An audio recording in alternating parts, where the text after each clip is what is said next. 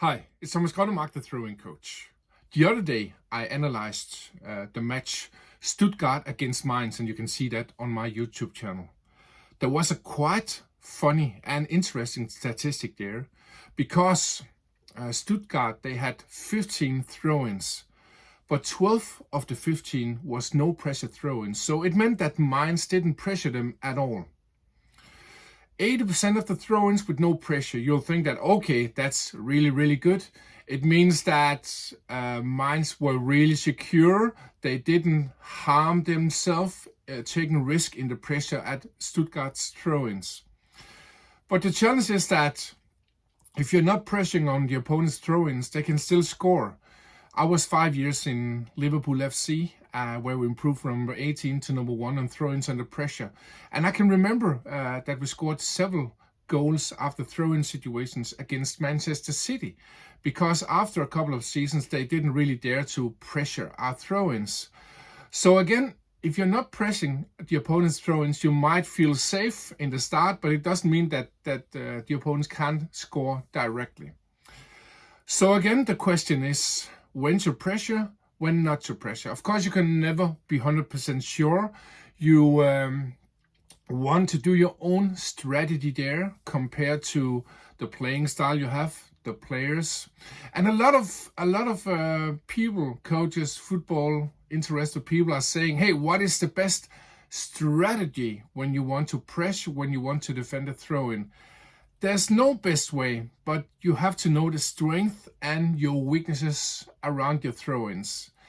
And here we have a 5 versus 5, and of course plus the thrower 2. So just to give an example around pressing, you can say I've only been taking the midfielders here, 3 midfielders, and then 2 strikers, or a winger slash a niner, depending on your playing style. So this is just general knowledge around the throw-ins here. I've also been putting 2 central defenders up on the niner. Of course, it doesn't mean that they are so close every time. They could be, of course, a little bit split too. So right now on the pitch, the blue team here is -1, but you can say it's 6 versus 6 if we take in the thrower. Again, you can press and mark and defend in many different ways. And the important thing to say is that if I see 1,000 throw-ins, there are 1,000 different situations. So you want to train your players in defending in different ways, but also to read the opponent's both attacking but also defending pattern. But it can look in many different ways, and I've just been taking a spare defender up here.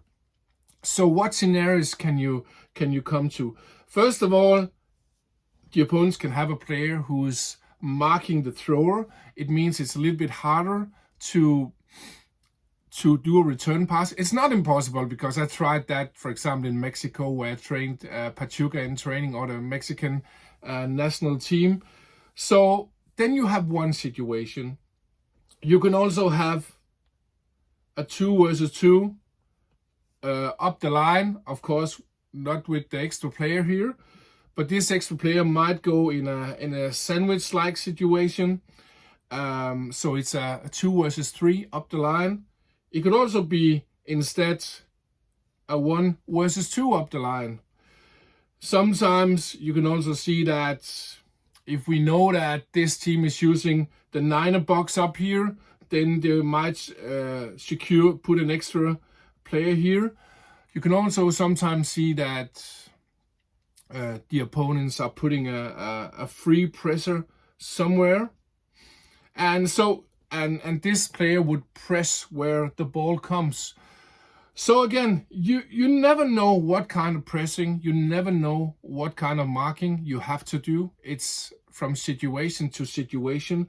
Sometimes you can see I've been putting a little bit man-man marking here in the midfield. It could also be zonal marking. So again, and I haven't even taken the central defenders here, also not players over on the other side, but just to show you the principles. So again, it's not about having one exact type of marking. Yes, of course, you can train on that and do that in a match, but it's more to be flexible, to have a high intelligence in marking and pressuring. It's also really important that your players know when to help the teammates with the pressure, so you can go on in a 2 versus 1 pressure. So I also call that pressure risk. And sometimes you have a low pressure risk, then you just want to go 100% on to the pressure. And sometimes you have a high pressure risk, and then you might be a little bit careful. And I'll go deeper into that in another video too. So again, when do you have to press? When don't you have to press? Again, it's up to you how you set your team up. But just to say, because you're not pressing, doesn't mean that you're totally secure around the opponent's possibilities there. So again, this was my video about when to press, when not to press. If you have any questions, please put them in the comments. If you're seeing this on YouTube, you're welcome to subscribe to my channel. And then I'll wish you a fantastic day. Bye bye.